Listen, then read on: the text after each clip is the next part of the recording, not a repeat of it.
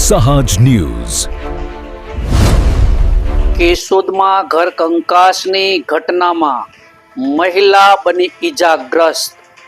પતિ સામે હુમલાનો કરવામાં આવ્યો આક્ષેપ.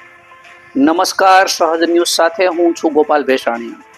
જૂનાગઢ જિલ્લાના કેશોદ તાલુકાના પંચાળા ગામેથી એક ગંભીર ઘરેલું વિવાદની ઘટના સામે આવી છે.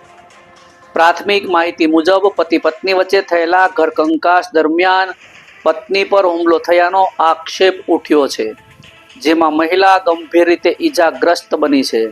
ઈજાગ્રસ્ત મહિલાને તાત્કાલિક કેશોદ સરકારી હોસ્પિટલ ખાતે ખસેડવામાં આવી હતી, જ્યાં પ્રાથમિક સારવાર બાદ વધુ સારવાર માટે જૂનાગઢ રિફર કરવામાં આવી છે.